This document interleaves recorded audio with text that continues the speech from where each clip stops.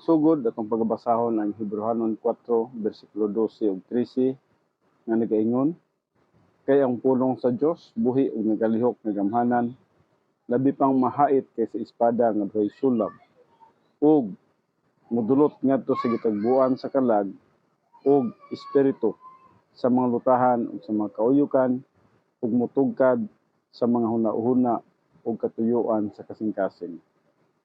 Ug sa pananaw sa Dios walay binuhat nga natago, sinunua ang tanang butang, binuksan ug dayag sa mga mata niya, kang kinsa magahatag raon niya kitag husay. Mag-aampo kita. Amahan mo nga Dios naningatak na sa kagabhion. Salamat nga usab sa lain na usab nga opportunity sa pagsimba kanimo sa espiritu ug sa kamatuoran. Salamat Father God nga din kami angayan ug madawat sa imong tubangan.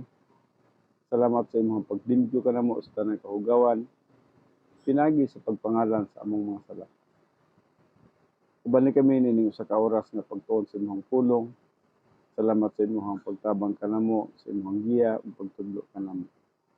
Kining tanan akong ginatugyan, dakit na pagdala sa imong alagad. Nga diin limitado lamang sa kaalam, nga diin ang teaching ministry of God the Holy Spirit may magalihok bisan man sa dini nga buluhaton karon. Kining tanan akong ginatugyan, ginapasalamatan nga madawat, pinagi lamang sa pangalan ni Kristo Jesus. Amen. Okay, padayon kita. Atong gitun-an, atong milabay nga huybis ang the sustaining ministry of God the Holy Spirit, o nahuman na to ang definition, the ministry of God the Holy Spirit to the incarnate Christ was prophesied in Old Testament in Isaiah 11:2, Isaiah 42 verse 1, and Isaiah 61 verse 1. And then the sustaining ministry of God the Holy Spirit and the virgin birth, ato sab kana siya nga natun-an. And then the Holy Spirit was the agent of conception and the virgin birth of Christ, Matthew 1:18 and 20. And then the virgin conception of Christ fulfilled the prophecy in Psalms 40 verse 6 and quoted in Hebrews 10:5b, a body thou hast prepared for me. Now, diri sa number 4, dili na kita magsugod usab the total ministry of God the Holy Spirit to the humanity of Christ. Balik ko na ko, the total ministry of God the Holy Spirit to the humanity of Christ. A, the Holy Spirit is given without measure to the humanity of Christ. John 3:34. Balik ko na ko, the Holy Spirit is given without measure to the humanity of Christ. John 3:34. Letter B, the Holy Spirit indwelt the humanity of Christ as royalty, and He also filled the soul. Ani kita sa number 5. The Holy Spirit related to the baptism of Christ. Sa Matthew 3:13-17. Letter A, the water baptism or the water in Christ's baptism represented the will of God the Father for the Son in the first advent. So mo katong katuyo o ngano nga si Jesus Christ atong nakita din nga gibautismohan siya sa tubig. Nagrepresentar kato sa kabubuton sa Dios nga Amahan alang sa anak dinhi sa gitawag natong first advent. Ug ngano nga mianhi siya sa kalibutan. Letter B, Christ's baptism was his identification with and dedication to do the will of God the Father in going to the cross. So Christ's baptism was his identification, no? usa day kini siya ka identification with and dedication to do the will of the Father in going to the cross. So, na day siya mission, no?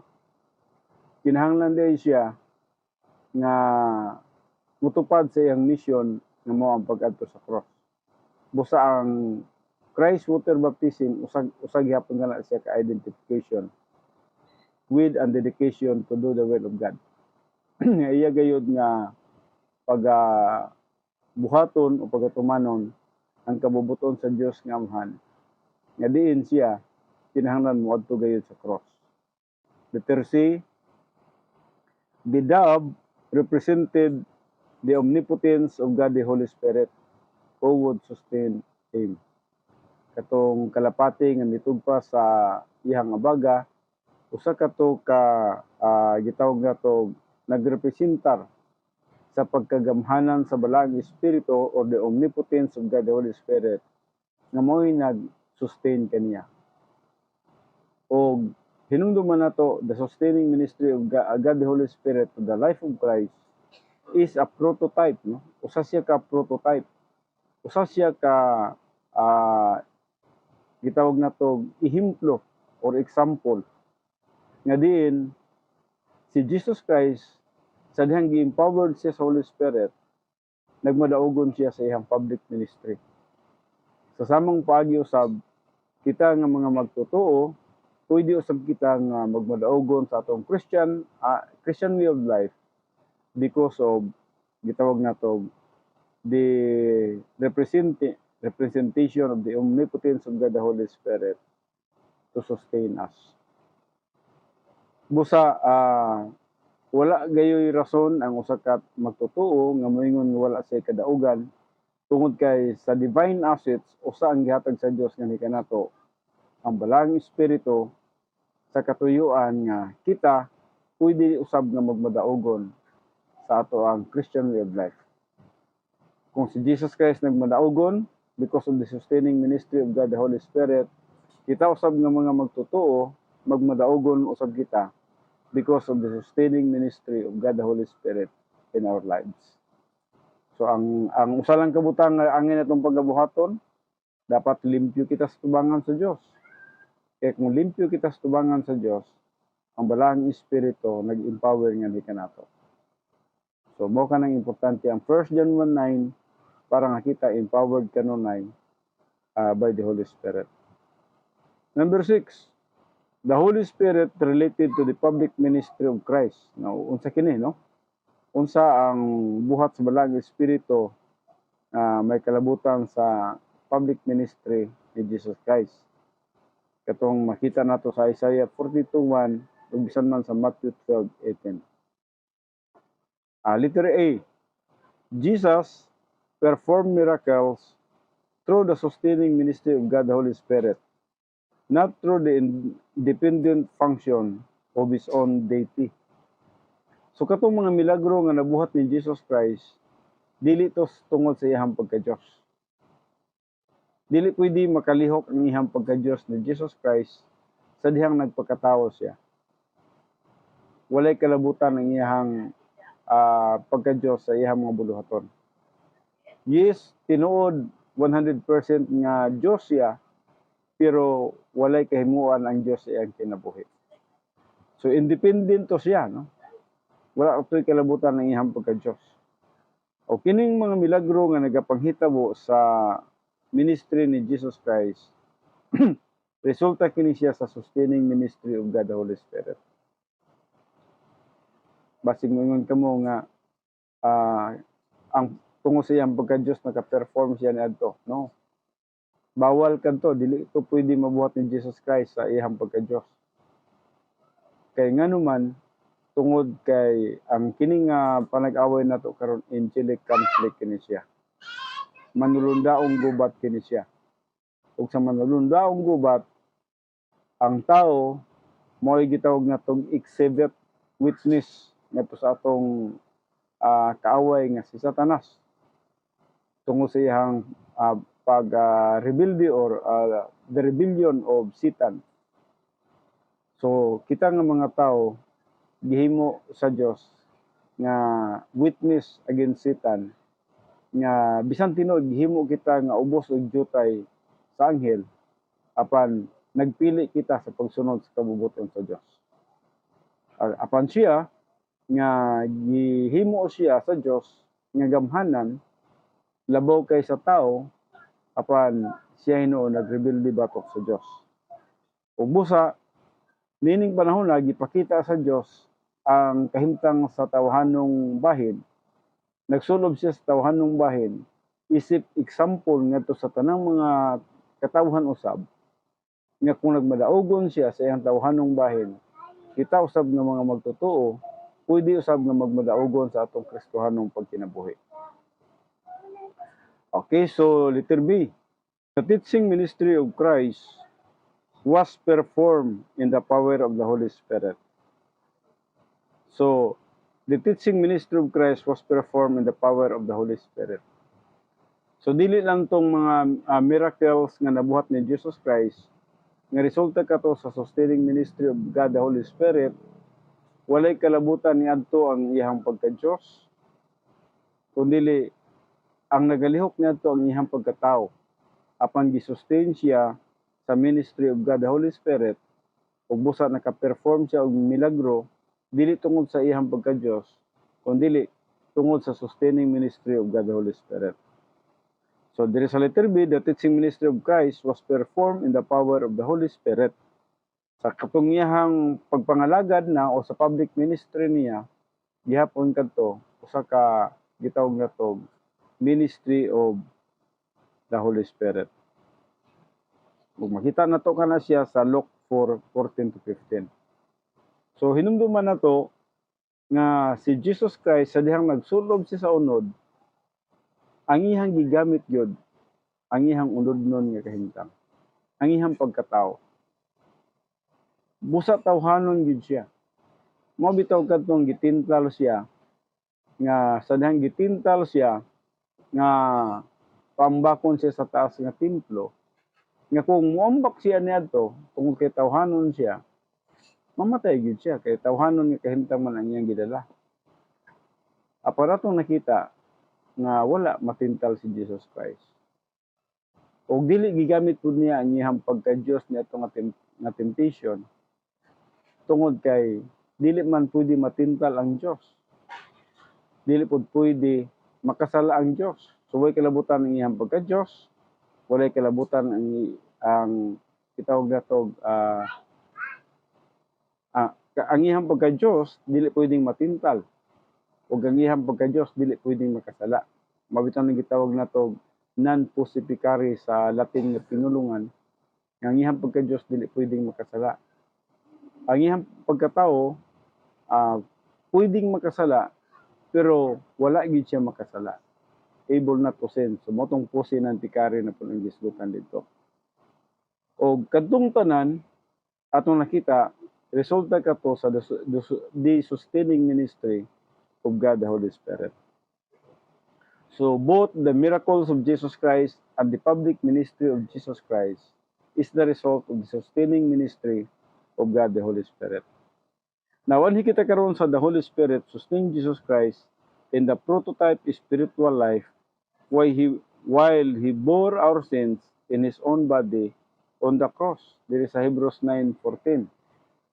Atong pagbasahon ang Hebrehanon 9:14 nagaingon dinhi, usa ka labaw pagayod niini ang mahimo sa dugo ni Kristo nga pinaagi sa espiritu nga dayon mihalad sa iyang kaugalingon nga walay buling ngadto sa Dios sa paghindo sa inyong kaisipan gikan sa mga patayng binuhatan aron mag-aalagad kamo sa Dios nga buhi.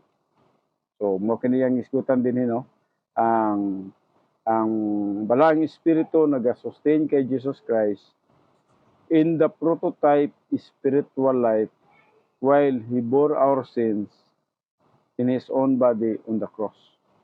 So samtang dito siya sa cross atong nakita na dito ang gitawag na to sustaining ministry of God the Holy Spirit. Busa usa ka butang importante kay nga masabtan nato kini siya nga alang kanato day nga mga magtotoo naapod ang sustaining ministry of God the Holy Spirit. Mabito nang gingon sa 1 John 4 verse 4. Kung atong pagbasahon kana, no? Mas gamhanan siya, no? Ang gihisgutan. Ang siya din ha, ang espiritu, mas gamhanan ang espiritu nga aniya kanato kaysa espiritu nga iya sa kalibutan, nga naa sa kalibutan. Kung sa ibot ipasabot niya na, ang balang espiritu nga nagapuyo sa sulod nato, mas gamhanan sa espiritu sa kalibutan. Unsa man ang espiritu sa kalibutan, atong nakita din ha, espiritu sa atong kalaban. So, mga matupan niya, mga anak, kamo iya sa Dios ug sila inyo nang gidaog kay siya nga naa kaninyo labaw pa kay kaniya nga niya sa kalibutan. Sila iya sa kalibutan tungod niini ang ilang ginasulti iya sa kalibutan ug ang kalibutan nagapatalinghob kanila. Apan alang kanato nga mga anak sa Dios, nagmadaogon kita tungod sa gahom sa balang espiritu nga nasa sulod sa atong kinabuhi. Nay power inside us. Dili kita pwede nga mag-operate sa atong kaugalingong unod. Kay kung ang atong kaugalingong unod ang mag-operate, pildi kita. Mahimo kitang fleshly. Og energy of the flesh ang resulta ni ana. Ug busa kinahanglan gyud ana ang balaang espiritu. Mabitaw ng the filling ministry of the Holy Spirit is very, very important alang kanato ng mga magtotoo. Dili ta pwede mag-perform sa ato-ato lang nga performance. Kinahanglan mag-perform kita through the empowerment of the Holy Spirit. Kana gyud ang pinaka-importante, or else mahimo siyang human God kung nag-perform kita sa atong kaugalingong paningkamot ug wala nato makita ang gahom sa balaang espiritu. Kinahanglan nasabtan nato nga ang balaang espiritu nagalihok yun sa atong kinabuhi. O kana, mao ang pamaagi sa Christian way of life, the protocol plan of God. The protocol plan of God, mao nga mag-operate kita under the empowerment and the influence of the Holy Spirit. So, dili usab sa the Holy Spirit participated in the resurrection of Jesus Christ. Sa pagkabanhaw ni Jesus Christ, ang balang espiritu gihapon ang anaan niini, ang nagparticipate niini. Letter A, God the Holy Spirit returns Christ's soul from Hades to his body in the grave. So trabaho sa balang espiritu gihapon, no? Sumala sa Roma 8:11. A. Letter B, the Holy Spirit sustained Christ during his post-resurrection trip to Tartaros. So before si Jesus Christ miadto sa Tartaros, gisustain gihapon siya sa balang espiritu after sa iyang resurrection. So, the Holy Spirit sustained Christ during his post-resurrection trip to Tartaros to announce his strategic victory to the incarcerated fallen angels. Naibalo biya kita nga si Jesus Christ nanaog na to sa ilalom sa yuta, asa tong napita, mao katong gitawag na tog Hades. Kung ang Hades na divide ka na siya sa tulo. Adunay Abyss, adunay Tartaros, ug adunay Hades. Sauna aduna pa na sa paraiso. Tapos sa dihang nabanhaw na si Jesus Christ ang paraiso, atuan na kana siya sa third heaven karon. So, ang katuyuan niya pagkato sa Tartaros, mao kato ang pag-announce sa iyang gitawag strategic victory to the incarcerated fallen angels. Adunay mga daghang mga anghel nga gibilanggo dito sa Tartaros. Ug samtang gibilanggo sila sa Tartaros, ang Tartaros naa na siya sa center of the earth. Kung mao kini atong kalibutan, sa tunga-tunga nini naay mga kulungan. Na dinha ang Abyss, ana diha ang Tartaros, ug ana diha ang Hades. Ang Abyss maong kulungan ni Satanas, ug bisan man ang false prophet.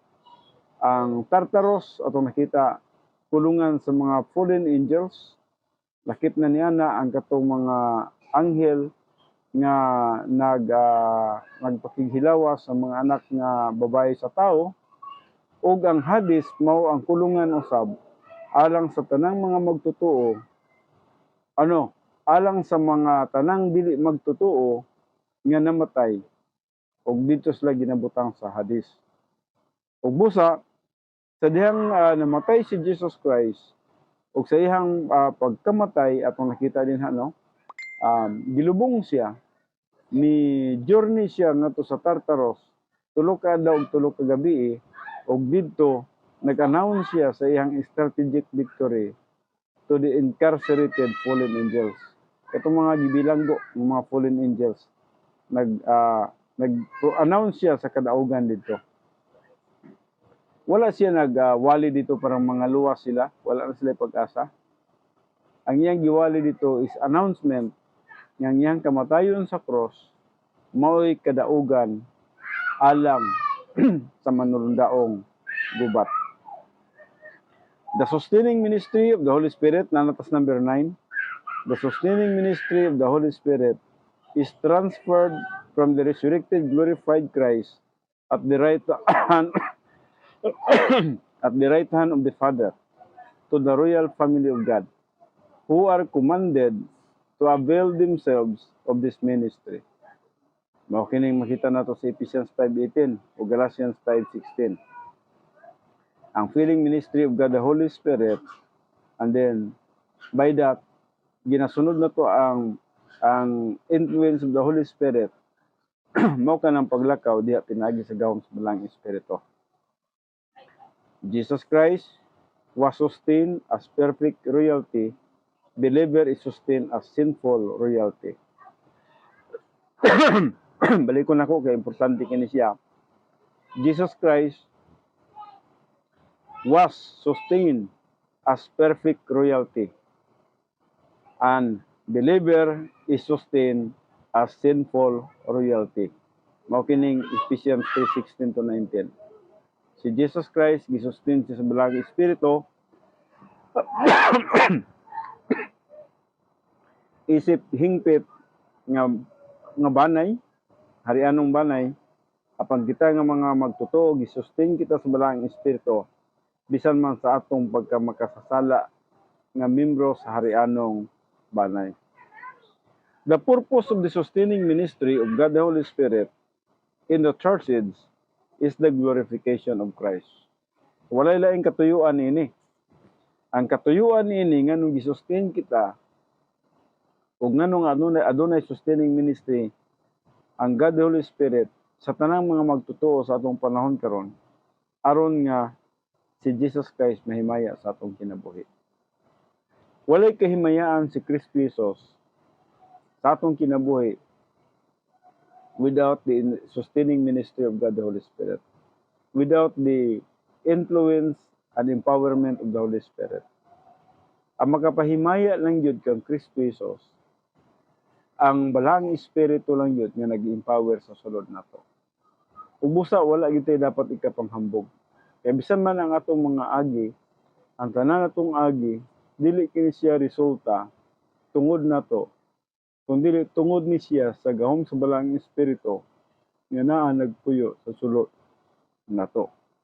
Ug kung kita nag-ooperate under the gitawag natong influence, under the empowerment of the Holy Spirit, mao kanang nahimaya si Kristo Jesus sa atong kinabuhi. Walay arrogance niya na. Sigurado ta niya na nga kung we are influenced, we are empowered by the Holy Spirit, sigurado kita nga naa din ang humility. Humility ang resulta niya na when we are empowered by the Holy Spirit. Kaya kung empowered ta sa atong kaugalingon, na diha ang arrogance. Ug busa ang usa ka magtotoo nga nagapangalagad sa Dios without the empowerment of the Holy Spirit, nangalagad siyang motivated sa iyang arrogance. Apan ang usa ka magtotoo nga nagapangalagad sa Dios through the empowerment or the influence of the Holy Spirit, mao katong magtotoo nga under sa influence of the Holy Spirit, adunay tinuod nga humility, submission to the will of the Holy Spirit. Now, karon anhi kita sa hypostatic union. Ang definition din gitawag kini si hypostatic, no? Definition of the hypostatic union. In the person of the incarnate Christ are two natures, divine and human, inseparably united without mixture or loss of separate identity, without loss or transfer of properties or attributes, the union being personal and eternal. So, ang pulong hypostatic union, diha sa pagkatao ni Kristo Jesus, adunay gitawag nato dinhi nga duha ka natures. Aduna siya nature nga Diyos, ug aduna siya nature nga tao. Og bulag na sila, no? Dili pwede nga kung imong pagkatanawon ka na sila, bisan tinuod mao ka na iyang nature, pero bulag ng duha ha. Dili niya pwede magamit ang iyang pagka-Diyos, kundi ang iyang tawhanon nga kahimtang ang iyang magamit. Inseparably united without mixture or loss of separate identity. Now, muna number 1. Number 2, the Greek term. Kung sa man ang Grigo nga termino nini. The term hypostatic is derived from the compound Greek word hypostasis. O kana siya sa Grigo nga pinulungan. Hypostasis, meaning actual being, essence, substantial nature, sitting or placing under, that swiss actual existence, taking a thing on oneself. So the compound Greek word is derived from hopo. Compound kini siya, hopo, kanang ginawag hopo nya stasis, no? So duha ka word kini siya nga gitapo, gihugpong ang duha ka pinulungan o gikuha siya sa pulong under and stasis. So ang hupo meaning under ug ang stasis meaning to stand. So under then stand. Therefore ang hypostasis atong nakita, hypostasis therefore comes to mean to stand under, to take the characteristics upon oneself. So Jesus Christ took upon himself as deity through humanity, no?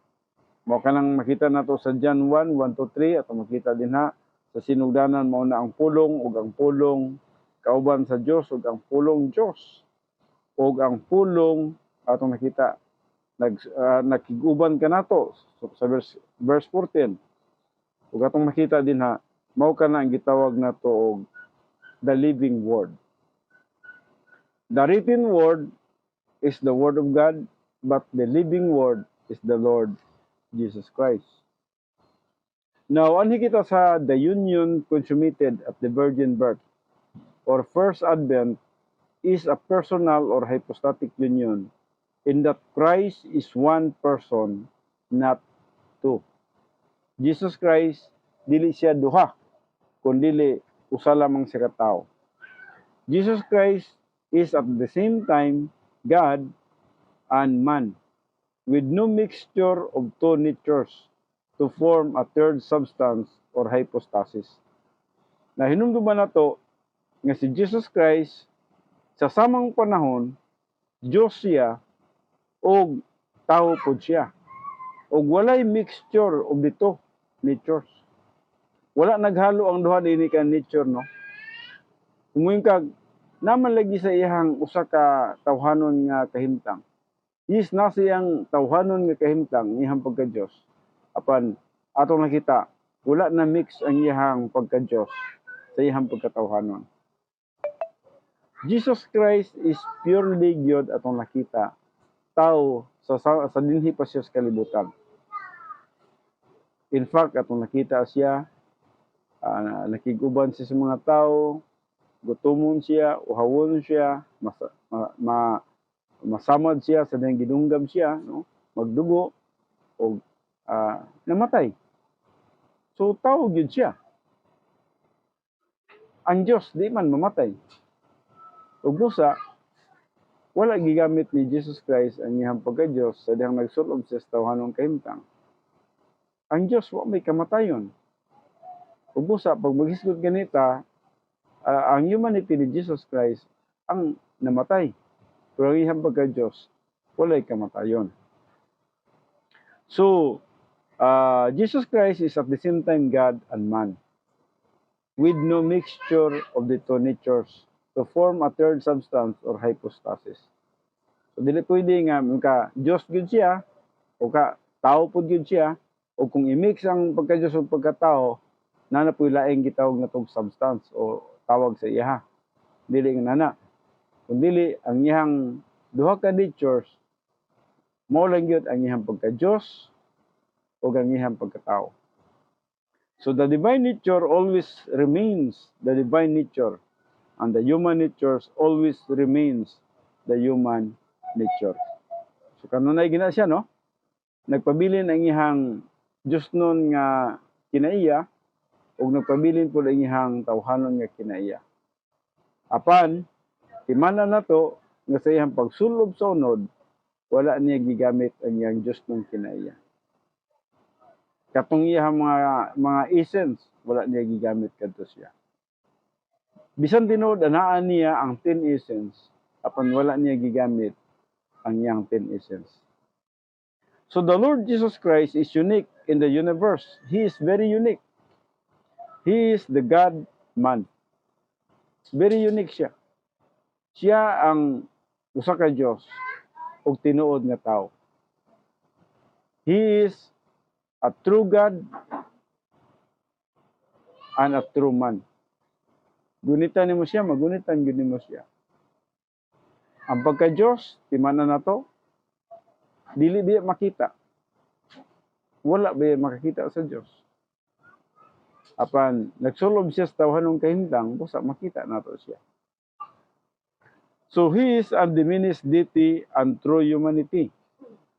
Buti pasabot ang iyang pagka-Diyos, dili pwedeng makuhaan o ang iyang tinuod nga pagkatao in one person forever. He is different from the other members of the Trinity in that he is true humanity. Lahi siya sa another members of the Trinity. Ang Father, walay flesh and blood.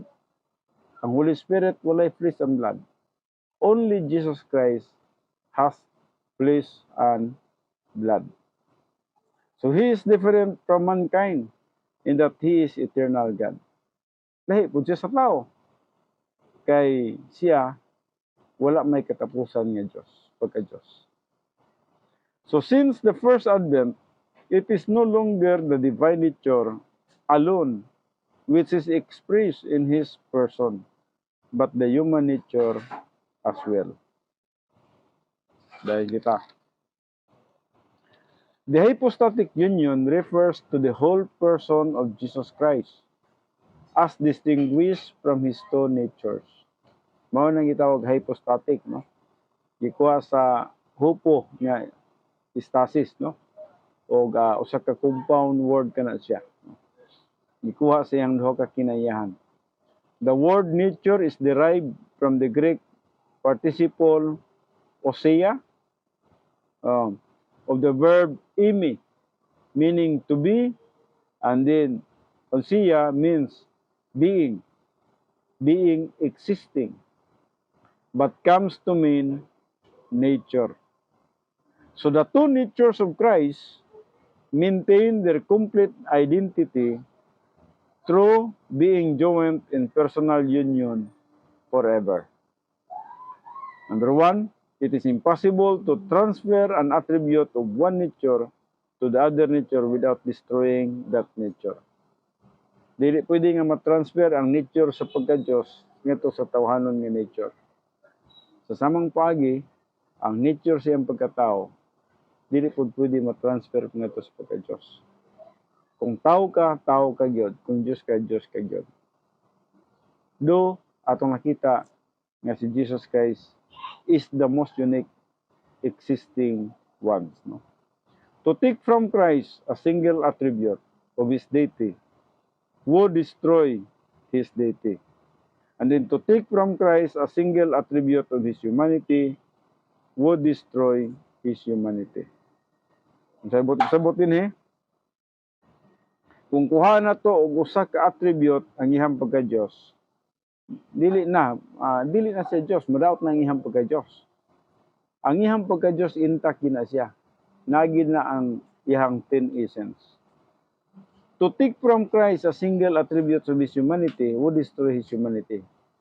Kung ato pong kuhaan ang kinaiya o ang usa ka attribute sa iyang pagkatawhanon, mudaot pud kini siya sa iyang pagkatao. Ug busa dili ta pwedeng makakuha, no? Its nature has its own attributes which are inherent to that nature. All the attributes of the deity adhere to his deity and never cross over and become humanity. Ang iyang pagka-Diyos, dili pwede siyang muilog sa iyang pagkatao. Ang iyang pagkatao, dili pwedeng muilog nga to sa iyang pagka-Diyos. No? Mao bitaw na nga adunay mga grupo nga na-focus lang sila sa humanity ni Jesus Christ. Nga si Jesus Christ tao lang. O dinhang area, grabe kay strong sila niya na nga tinuod nga 100% nga tao si Jesus Christ. Apan ang nakakulang lang din kay wala pud lagi tuhan nga Dios pud si Jesus Christ. Aduna po'y uban nga sa ilahang pagka-oneness, gituhan nila nga Dios gid si Kristo Jesus o sa iyang pagka-Dios dili na pud ginatuhan nga siya tao, murag nag-operate na pud siya as Dios. Ang iyang pagkatao Dios pud. Now, puro siya kung atong pagkatanawon adunay problema. So all the attributes of the deity adhere to his deity and never cross over and become humanity. Ang iyang pagka-Dios dili siya pwede mo cross over ngadto sa iyang humanity. Ang iyang humanity dili pud pwede mo cross over ngadto sa iyang deity. All the attributes of humanity adhere to his humanity and never cross over and become deity. So walay pag crossover nini. In the hypostatic union of Christ, no attribute of divine essence is compromised or changed. Balik ko na ko. In the hypostatic union of Christ, no attribute of divine essence is compromised or changed, diminished or destroyed. The essence of God is immutable sa Hebrews 13:8. Wa ginausab niya na ang iyang pagka-Dios. However, in fulfilling God the Father's plan, purpose, and policy for the incarnation, certain attributes of Christ were not used. So, kini lang atong nakita. Sa dihang atong nakita nga nagsulob na si Kristo Jesus sa tawhanong kahimtang ug nagatuman siya sa kabubuton sa Amahan, sa plano sa Amahan, sa katuyuan sa Amahan, o sa policy sa Amahan, sa iyang pagkatao, kana lang. Adunay mga pipila ka mga attributes of Christ nga dili pwedeng magamit. Ug busa atong nakita nga ang omnipotence of God, ang omnipresence of God, o ang omniscience of God uban pa din nga gitawag natong attributes, walay kahimuan o dili magamit ni Jesus Christ. Tungod niining bersikulo sa Filipos 2:5 ngadto sa 8. Emptied, the word emptied. Gihubo niya, gihukas niya, no? The word emptied is derived from the Greek word kinoo and means to derive oneself of a rightful function. Bot ipasabot nga ang katong usa niya ka gitawag na to katungod unta o ang usa niya ka mga buluhaton unta wala niya gigamit, and refers to Jesus Christ willing atong nakita din ha, willing siya nga mag-rest or gitawag na to independent use of his divine attributes. So gipapahulay niya ang usa ka gitawag na to ihang function nga unta siya Diyos man apan gihubo niya ang ihang pagka-Diyos o gisulob niya ang iyang tawhanong kahimtang. While Christ retained all the attributes of his divine nature, he never used his divine attributes to benefit, provide, or to glorify himself. So, bisan tinuod na siya attributes sa iyang pagka-Diyos, sa iyang divine nature, apan wala niya kinigigamit ang iyang divine attributes sa pagtabang lamang o pag-provide lamang sa iyang kaugalingong kahimayaan. Makita nato kana siya sa Matthew 4:3 ngadto sa 4. So Jesus Christ is God with all the attributes God, and he is perfect humanity. Usa siya ka Dios ug usa usab siya ka hingpit nga tawo. The two natures remain distinct, whole unchanged, without mixture or confusion, so that Jesus Christ remains forever truly God and truly man. So Jesus Christ is eternal God. All divine titles are ascribed to Christ. Makita nato kana siya sa John 1:1. Gitawag siya God, gitawag siya God the Almighty in Revelation 19:6. Gitawag siya God sa John 1:1. In the beginning was the Word, and the Word was with God, and the Word was God. God over all, no? Sa Romans 9:5, gitawag siya usab og our great God sa Titus 2:13. Gitawag siya Lord, the Greek word kurios for deity. Manang pulong nga Lord sa Pilipos 2:11. So all divine attributes are ascribed to Christ. He declared his eternal existence sa John 8:58. He is declared to be the creator and sustainer of the universe in Colossians 1:16-17. He upholds all things by the word of his power, Hebrews 1:3. He is immutable in Hebrews 13:8. And the radiance of his glory sa Hebrews 1:3. So Jesus Christ declared that he and the Father are one in essence. Sumala pa sa John 10:30 o bisan man sa John 8:58.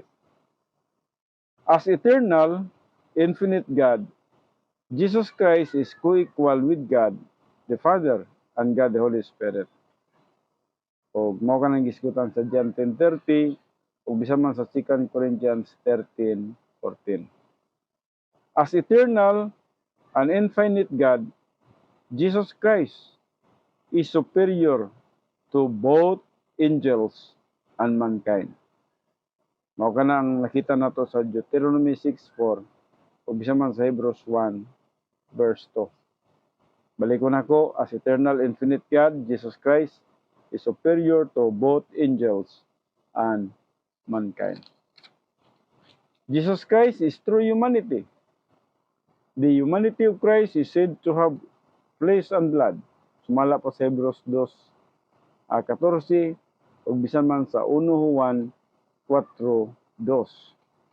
Jesus Christ was born into the human race perfect, without a sin nature, and trichotomos, that means nasa body, nasa soul, nasa spirit. And then natao siya through the virgin pregnancy at birth sa Matthew 1:20. And Jesus was fully aware of his deity from birth. Sa Hebrews 10:5-10. Yes, ibaro na siya, no? Aware siya sa iyang pagka-Diyos. Jesus had normal physical development. Nagatubo siya, nagalambo ang iyang kalam sa Luke 2:52. Jesus experienced pleasure and rest, no? Suffered pain, sorrow, hunger, thirst, fatigue, and death. Atong nakita ka na sa iyang humanity. Makita ka na sa Matthew 4:2, Matthew 14:14, o John 11:35, nga gani nihilak po siya. After 3 days in the grave, Jesus was raised from the dead and received a resurrection body. O muna, human sa iyang paglubong tulok adlaw, nakadawat siya sa iyang resurrected body. Sa Matthew 16:21, o bisa man sa Matthew 28:6. The humanity of Jesus Christ was temptable. Nabalik ko na to, no? The humanity of Jesus Christ was temptable, but remains sinless. Ang iyang pagkatao, pwedeng matintal, apan wala siya makasala. Ang iyang pagka-Diyos, dili pwedeng tintalon. Kaya ang pagka-Diyos, dili matintal, o ang pagka-Diyos, dili makasala. Ang iyang pagkatao, pwedeng matintal o pwede pong makasala. Apan nagpabilin si Jesus Christ nga bisag pwede siyang tintalon, apan wala siya matintal o wala siya makasala. So Jesus Christ had names and titles associated with his humanity. The man Christ Jesus in 1 Timothy 2:5, gitawag siyang Son of Man, a man of sorrow in Isaiah 53:3. Son of David, and Jesus Christ. Itawag siya Jesus Christ sa Matthew 1:16. The purpose of the hypostatic union, Jesus Christ had to become perfect humanity. A, to be our Savior. Ang purpose ng anong nasiya'y gitawag na to hypostatic union. Ang una is to be our Savior. Dili pwede mahimong manluluwas ang usa ka tao nga dili parehas sa tao. O dili po siya pwedeng ma-mediator ngadto sa Dios kung siya dili Dios. Ug busa si Jesus Christ gitawag siya mediator between God and man.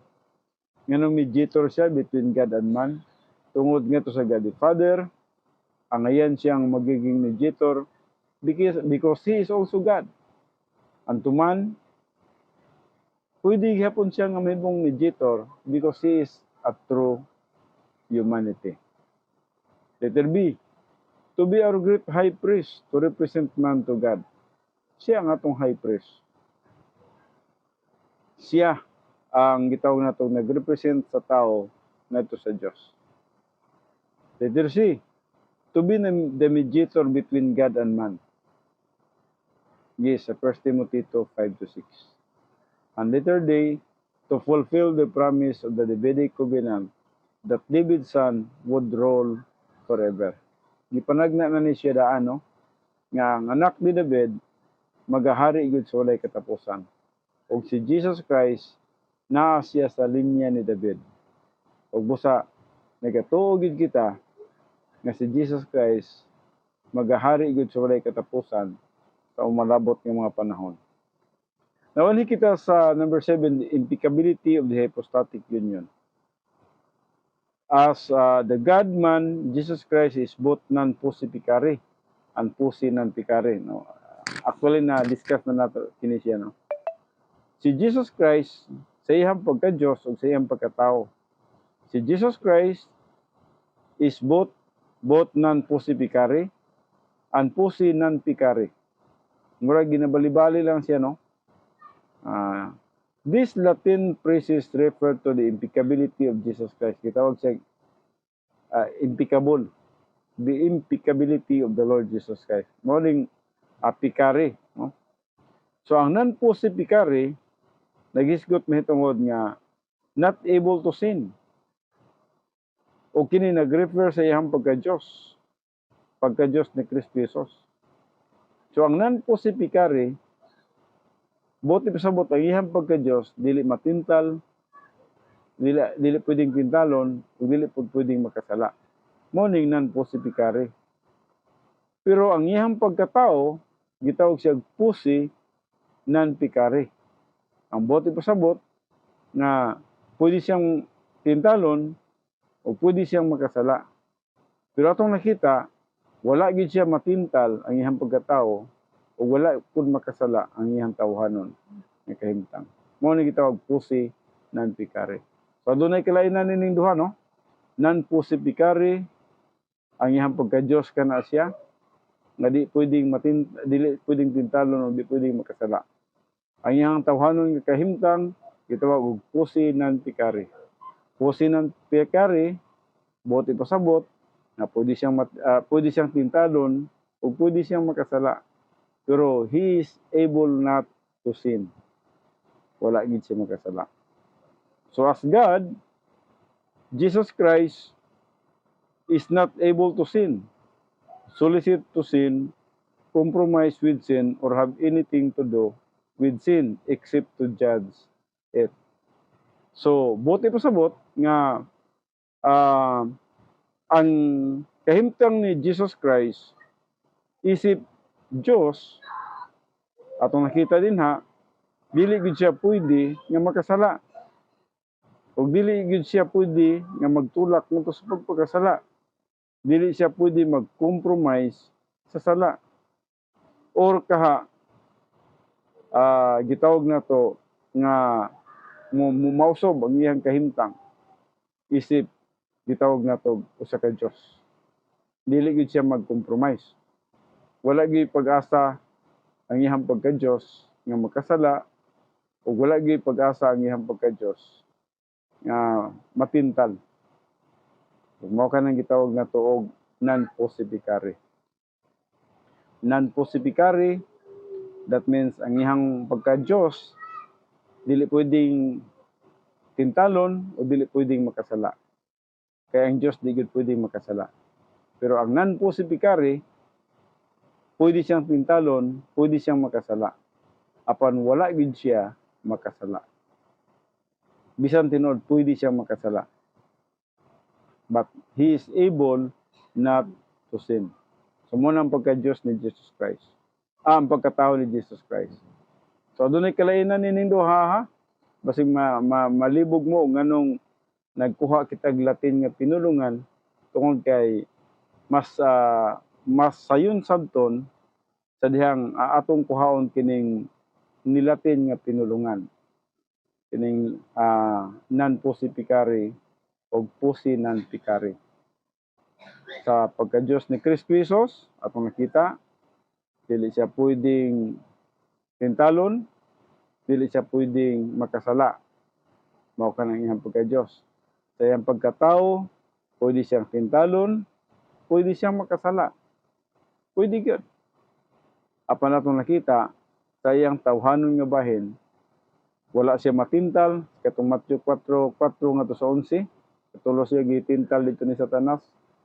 Pang wala gyud siya matintal, ug wala pud siya makasala. Busa kung magbasa ka sa Hebrehanon 4:15, atong makita din ha, gi-describe gyud si Kristo Jesus. Atong basahon diri sa Hebrehanon 4 versikulo 14, no? Gayon, busa sanglit aduna man kitay dakong labawng saserdote nga nakalatas sa kalangitan. Si Jesus ang anak sa Dios. Pangusgan sa paggupot ang atong tinuuhan. Kaya ang atong labawng saserdote dili siya usah nga dili arang mubati sa pagkaluoy kanato sa atong mga kaluyahon. Hinuon usa siya nga sa tanang paagi gitintal ingon kanato, hinuon wala makasala. So sa iyang tawhanon nga kahimtang gitintal siya, pero wala gid siya matintal. Aduna siya mga pagsulay apan wala gid siya makasala. So ang tawhanong kahimtang ni Jesus Christ, wala gid siya makasala.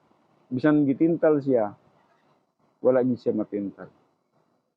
Busa dinha kay Jesus Christ gitawag nato siya og usa ka perfect hingpit nga tawo.